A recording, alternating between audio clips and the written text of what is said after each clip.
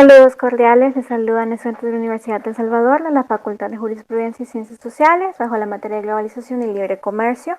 Este día haremos un breve conversatorio acerca de la formación de la economía mundial contemporánea. Para dar inicio, si algo de lo que podemos estar seguros es que nada permanece y el cambio es constante.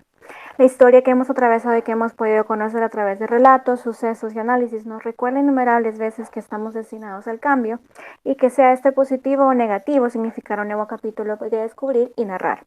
Mas no debemos olvidar que cada suceso es una respuesta, un impulso que, para llegar a entender más profundamente, nos obliga a revisar el contexto histórico y tratar de unir las piezas de un rompecabezas que demanda atención y paciencia.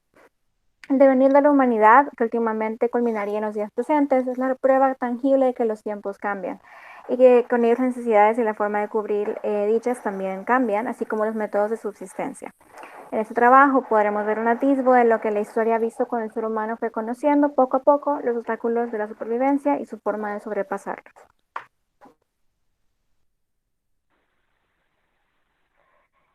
Como primer punto tenemos el modo de producción primitivo y nos vamos a preguntar qué es el comunismo primitivo. Según Carlos Marx, han pasado una serie de distintos modos de producción y todos ellos están basados en fuerzas productivas y relaciones de producción. Entonces podemos decir que el comunismo primitivo hace referencia al modo de producción de la primera de las distintas etapas de socioeconómicas que ha pasado la humanidad. También cabe mencionar que dentro de ellas hay unas características muy importantes que se deben de mencionar y en ellas tenemos que se basa en las primeras civilizaciones de la historia. Eso quiere decir que las sociedades eran primitivas y humanas. Su forma de organización eran en tribus, lo conformaban distintos grupos, los cuales dividen el trabajo dedicado a la obtención del sustento. Su economía estaba basada en la subsistencia. Eso quiere decir que ellos estaban mediante la caza, la pesca, y algo importante que se debe mencionar es que también no existía el comercio. Los integrantes intercambiaban bienes en base del cooperativismo. Eso estaba permitiendo a la subsistencia de ellos mismos y no existía la propiedad privada como tal o el sistema de clase. Todas esas características hacen un resumen de los principios que ya mencionaba Carlos Marx. Dándole seguimiento a la ponencia de la compañera, después del modo de producción primitivo empieza el modo de producción esclavista, que a lo largo de la historia de la humanidad viene estando arraigada por la propia supervivencia y satisfacción de necesidades del ser humano. Es por eso de que este modo de producción esclavista se desarrolla a gran escala a partir de la conquista, la guerra. Esto viene marcando sucesos sumamente violentos sobre las tribus, pueblos o sociedades de las cuales vienen siendo sometidas a la servidumbre permanente. Asimismo, se transforman en propiedad de sus amos para cumplir su voluntad, eh, por lo que de igual forma eran utilizados en trabajos forzosos y de lo que dispongan sus dueños. Es decir, la explotación del hombre por el hombre. Este viene siendo el primer modo de producción del cual se evidencia la explotación de los mismos.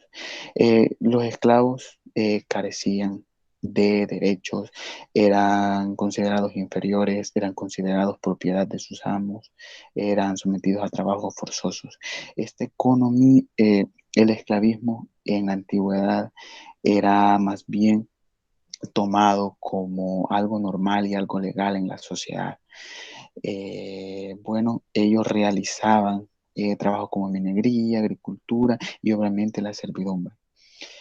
Y en realidad ellos no, algunas veces no eran considerados como ser humano, sus vidas no valían nada y eran cosificados totalmente.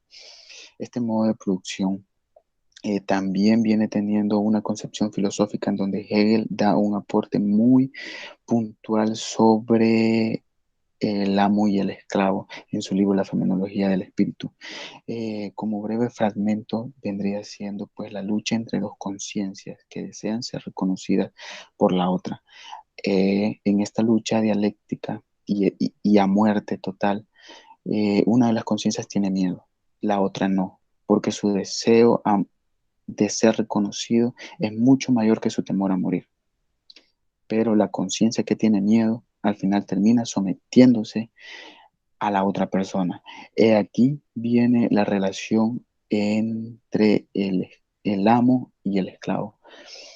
En concepto, desde una concepción filosófica también, porque se puede ver el esclavismo de diferentes aspectos. En conclusión, eh, toda sociedad ha transitado por algún periodo de su historia la etapa del esclavismo, como un lapso de formación económica basada en la explotación violenta sobre la humanidad en distintos lugares del mundo. Gracias.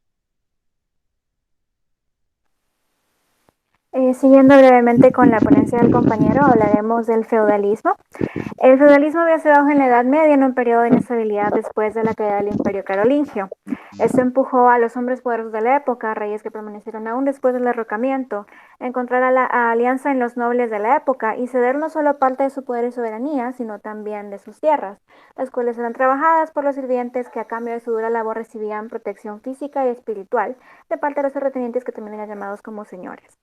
Estas tierras eran trabajadas principalmente bajo los principios de la agricultura y la economía se convierte en una de subsistencia. El comercio y la industria, así como la ciencia y el conocimiento en general, entran en un periodo de estancamiento donde poco progreso es registrado a comparación del monstruo que había sido la era antigua.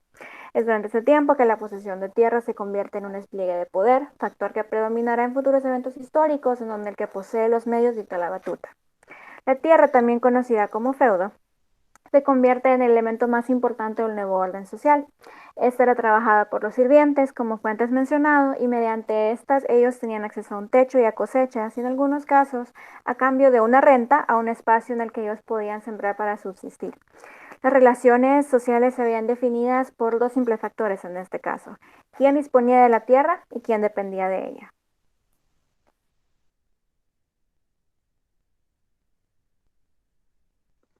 Ahora bien, hablaremos del capitalismo, el cual es un sistema económico que se estructura bajo un interactuar y se organiza sobre la actividad económica de una sociedad, la producción de bienes y servicios y su distribución de consumo. Entonces, el sistema económico capitalista es aquel medio de producción como pueden ser fábricas, talleres, maquinaria y materia prima, entre otros. Por lo tanto, son privados y lo que implica es permanecer a los individuos y no al Estado. Estos individuos o empresas permanecientes a los mismos son los que se encargan a la producción de bienes y servicios necesarios y requeridos por la sociedad para su subsistencia y avance de bienes y servicios los cuales son producidos a través de la combinación de los factores de producción, los cuales son la tierra, el capital y el trabajo. Ahora bien, tenemos que tomar en cuenta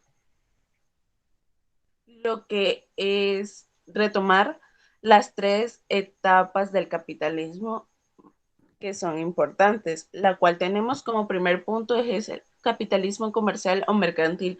Este es el que acumula las riquezas, las cuales se van generando a través del comercio de especies y materias primas de las colonias europeas. Con esto se dio origen a la teoría económica conocida como mercantilismo.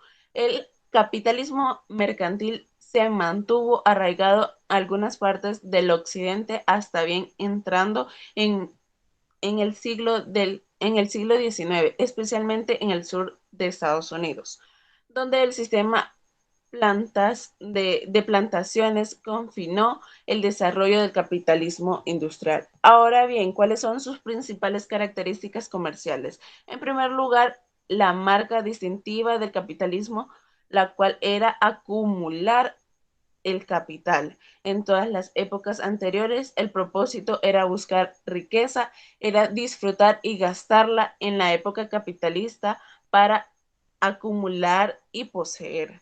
En segundo lugar, tenemos que el capitalismo mercantil se distingue de un capitalismo más desarrollado por su orientación en simplemente movilizar los productos desde un mercado que están baratos hacia un mercado donde se pueden dar caros. Ahora bien, hablaremos del capitalismo industrial, el cual iniciará a medida de la revolución industrial, la cual se generó en la cual se generó una gran acumulación de riquezas provenientes del comercio de productos industrializados de las fábricas europeas, por lo que la enorme capacidad de transformación será la naturaleza por medio de la utilización de máquinas movidas a vapor. Ahora bien, tenemos las principales características del capitalismo industrial, las cuales son, en primer lugar, es el uso y la explotación de la mano de obra asalariada, lo cual significaba que los principales productores estarán carentes de medios de producción. Pero como segundo punto tenemos que la producción generalizada de mercancías para autoconsumo o las mismas producciones simples de mercancías serán sustituidas por la producción masiva. Ok, continuaremos explicando otro punto muy importante que es el capitalismo financiero, que esa es la tercera fase del capitalismo. Esta es una corriente económica caracterizada por la predominancia de las entidades financieras y bancarias en el mapa económico mundial. Su actividad es centro y nexo de unión de la política y la sociedad económica. Entonces, hay que hablar acerca de su origen. Su origen comenzó en la primera mitad del siglo XX y ahí ocurrieron muchos hechos bastante interesantes y muy importantes, como lo fue la caída de la bolsa de Wall Street en 1929 y con ello trajo la Gran Depresión de los años 30. Esa corriente se trata del aspecto capitalista predominante de las últimas décadas y también se le conoce como la tercera revolución industrial. Los rasgos más destacados de esta corriente es que la economía global está basada y controlada por la banca y el entorno financiero mundial. También el surgimiento y evolución de múltiples productos financieros y medios de pago como elementos de mejora del comercio y la economía internacional. También hay que destacar otro punto muy importante que es la conexión que cada vez es mayor entre los países y la aparición de nuevas comunicaciones que facilitan la interconexión y por eso se da fácilmente la globalización.